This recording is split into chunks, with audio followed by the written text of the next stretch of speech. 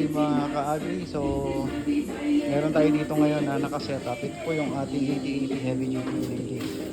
So, siyempre marami pa rin hindi nakakalam bakit ba tinawag itong heavy duty.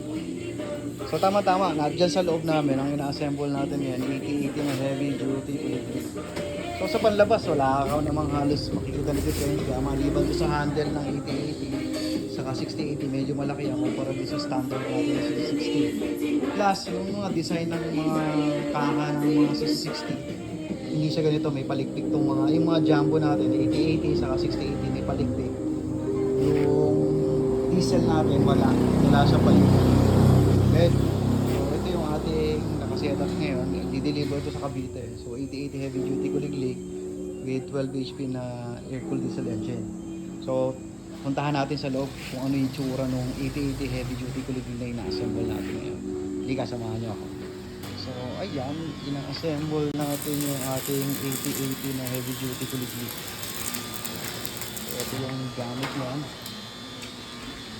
Itong mga cup niyan malalaki, pati yung mga bearing na ginagamit natin malalaki.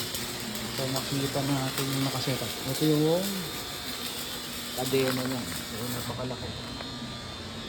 Ito yung kadena ng 6060. So ito yung kadena ng 8080. So makita niyo yung diferensya, ang laki niyan. So yan yung na-assemble natin dito yung 8080 natin. Oh, kita pala yung loob. Ayan, makita nyo yung gamit sa loob. Ang gaano kalaki yung 8080 natin. Okay. Yung mga new orders yan. So, yung assemble nila, naka-reserve na lahat yan. Diba? Malaki. So, yun yung sprocket, yung mga housing niya, mga shafting, malalaki lahat.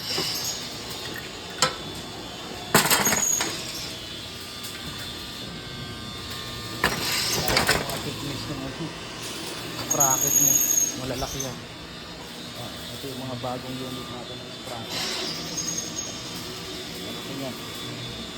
Ito yung ating, ano ba yung gang? Malaki ng mga bearing yan. Yan po. 8080 to. Tapos makita nyo yung ating ano po ba yung ano natin, yung gamit natin, gasket natin. So, pakita natin kung saan gawa yung gasket na ginagamit natin. Yan po yung gasket na ginagamit natin. Ayan. So, ito yung gasket na ginagamit natin. So kung makita nyo kung saan gawa itong gasket na to, Philadelphia, USA. So itong gamit mo yan, gasket, para hindi mag-leak yung 8080 natin. Made po yan sa Amerika. So, kaya medyo pricey po yung 8080 natin na heavy duty.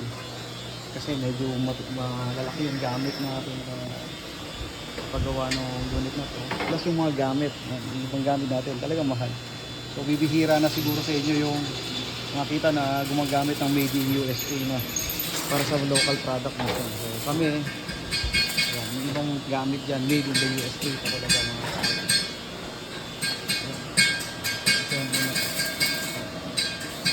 hindi po yung ating 8080 gasket natin, ayan, flex uli natin, made in Philadelphia, ayan, US made po yan.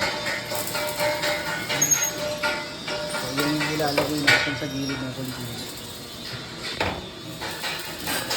Kita nyo naman yung gamit. Gaano kakapal yan. Kakapal. Kaya medyo mabigat yung 8080 natin kasi talagang malalaki yung gamit natin.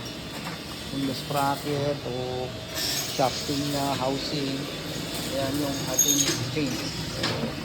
Color chain, ano yan, 80 yan. So makikita dapat yan 80 yan. Ayan, 80. Ayan, napakalaki. Okay. Ayan, kita natin ganyan kalaki. Okay.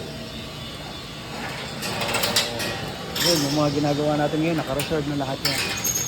So ganyan, kalakas o mabenta yung 8080 natin. Maraming naghahanap. Okay.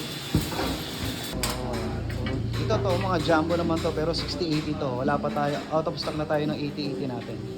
So ito ayun, ayan, napakita-kita ko ulit. Ito yung ating standard, yung 6060. So makita nyo yung kaha niyan, wala siya nung palikpik ang tawag namin. So ito yung mga jumbo. May mga palikpik siya.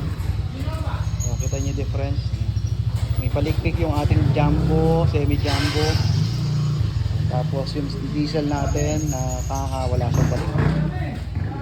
Okay. So ito yung ating painting section. Pipaint na tayo.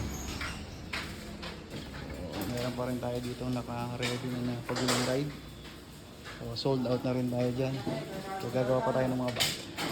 Okay. Thank you for watching.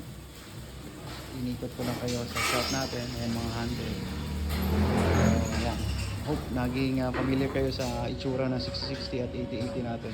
So next time pag nag-assemble tayo ng diesel, pakita rin natin. For the meantime, yan yung 8080 yung ating pinakita na muna. Okay, so yan, yung mga orders tayo na ginagawa today.